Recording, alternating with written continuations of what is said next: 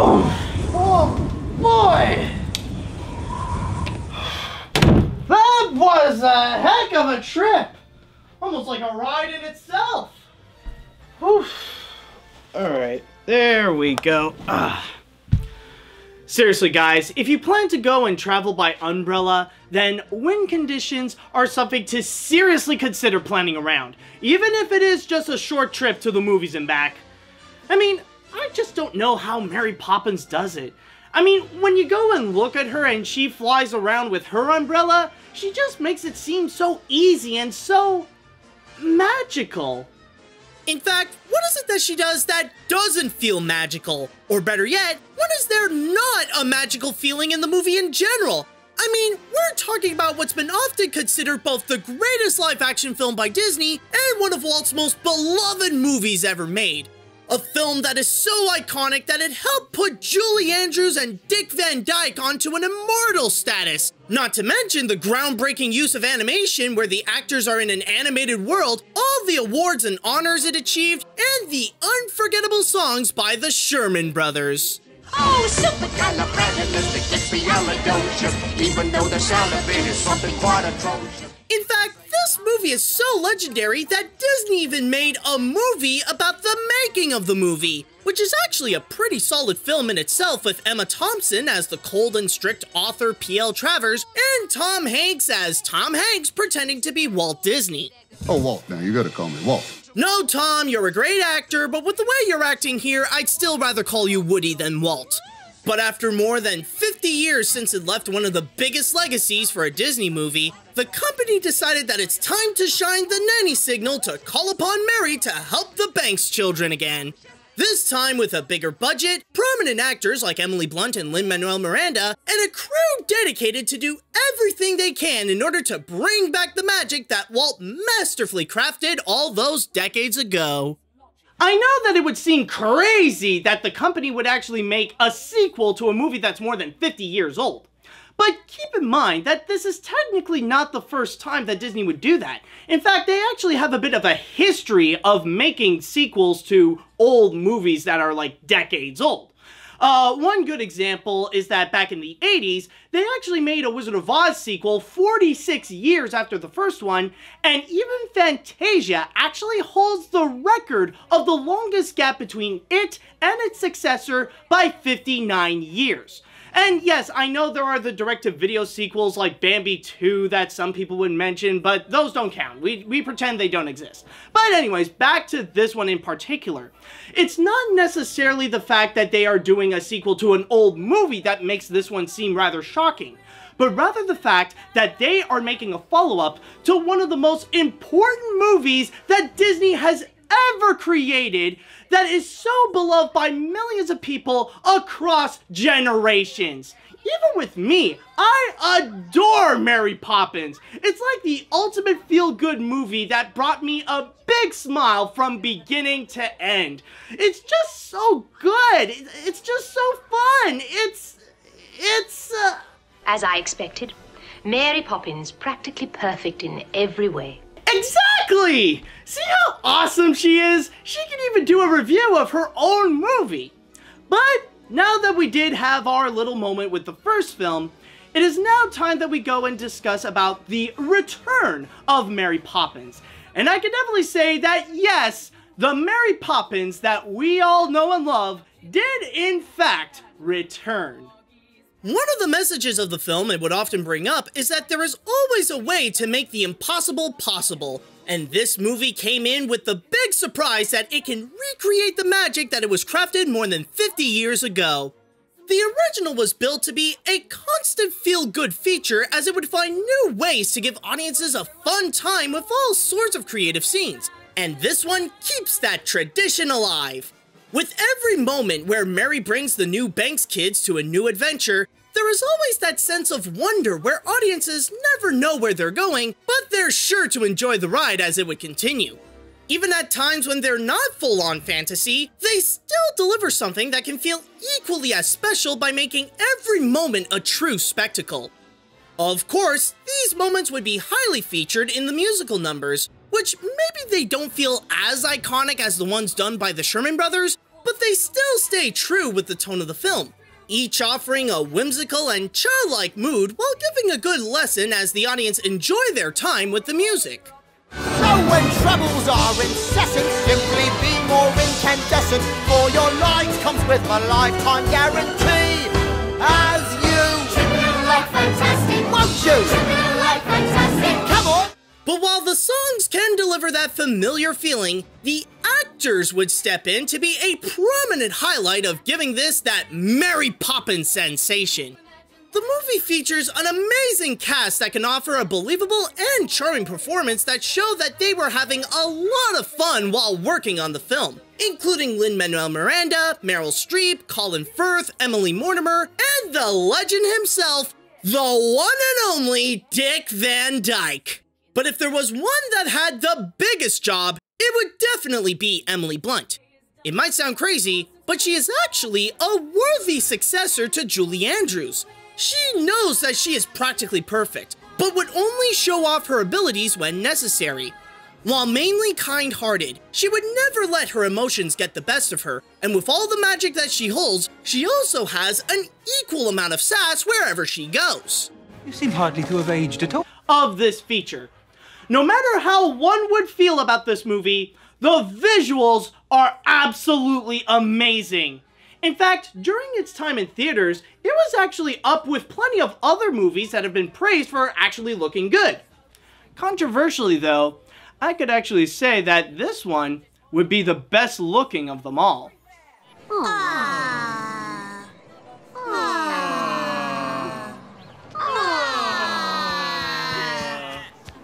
Out of the way, you! In every corner of London, the visuals successfully give something both familiar and fresh, capable of bringing audiences back to Cherry Tree Lane just as it was back in the 1964 film, along with an entire recreation of the Banks house. I'm sure that will give fans a good dose of nostalgia, but that doesn't mean that it don't have any new tricks in its carpet bag. At the same time, the characters would travel into new places around London that have yet to show some of their own magic. While some would be an area where the performers would have a lot of space to have their big number, others would require to have amazing sets like for Turning Turtle, or some colorful CGI like in Can You Imagine That? But what could be the most unforgettable moment of the film is easily at the Royal Dalton Bowl. Like last time, Mary and the gang would all jump into this beautiful animated world that combines real actors with stylized sets and costumes, computer graphics, and masterfully crafted hand-drawn animation. Seriously, for those who miss hand-drawn, this will be a breath of fresh air. With the combination of all these elements, they make the scene feel as technically innovative as the one done in the first film. For us, Mary Poppins! No. Come on, have a go. No, I haven't sung in years. Sing for us, Mary Poppins. Do sing for us. No, I couldn't possibly. D flat major. It's great to see how this movie is so dedicated to staying true with the original feature. It gathered all the right materials, and it is fully committed to stick with the spirit of Mary Poppins. In fact, it is really dedicated to staying true. So much so that it does so to a fault. Mary Poppins may be practically perfect, but not this one.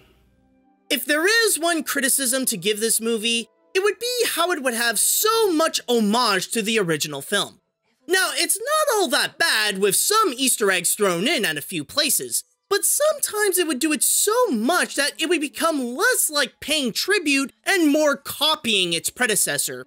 With all the scenes and characters it would feature, it would become harder to think narrative-wise what this movie has done that the 1964 film didn't. The movie has a worker that's Poppins' assistant who knows her magic that is willing to help out and has all his friends come and have a big song and dance number.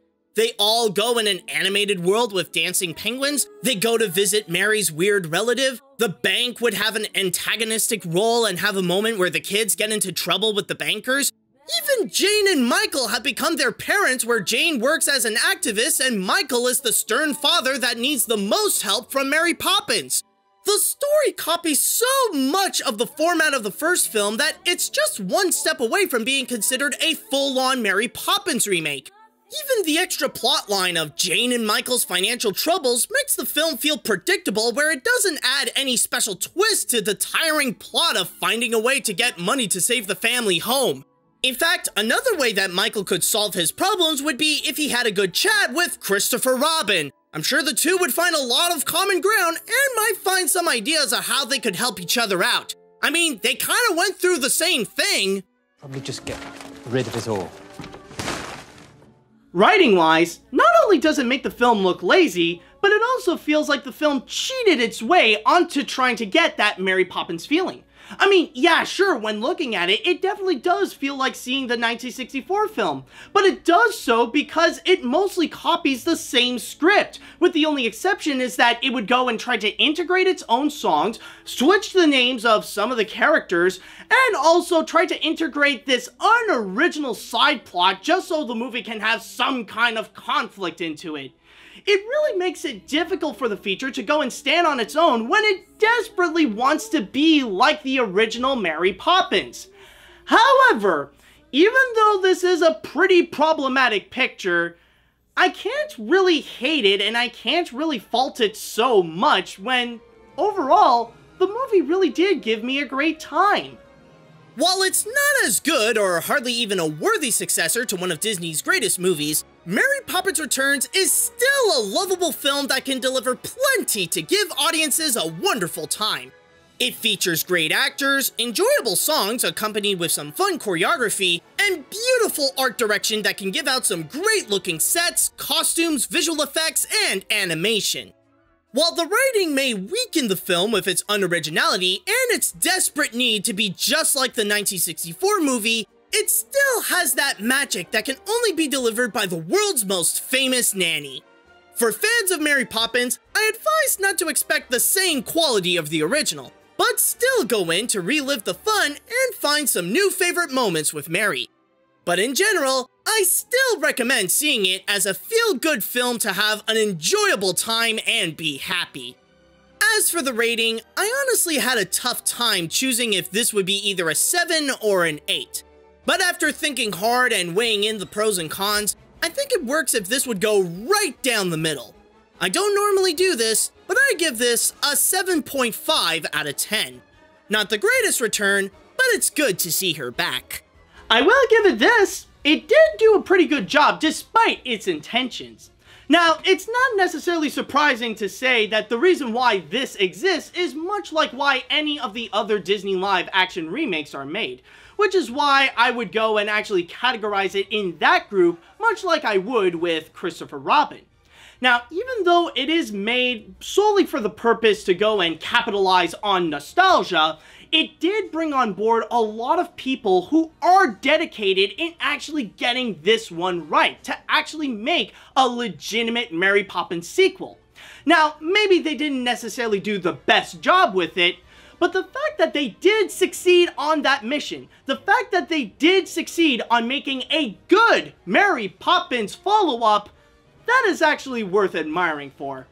Now, if you'll excuse me, I'm gonna go shopping, and honestly, I really need to go now because I gotta take advantage of the wind direction to get me there fast. That and, well, you know I always need the practice, am I right? See you later, dudes! Alright, okay, I think I got this! I got this! Oh crap, my wallet!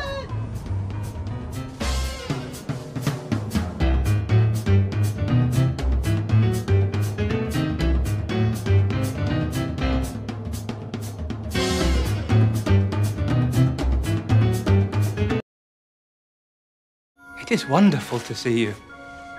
Yes, it is, isn't it?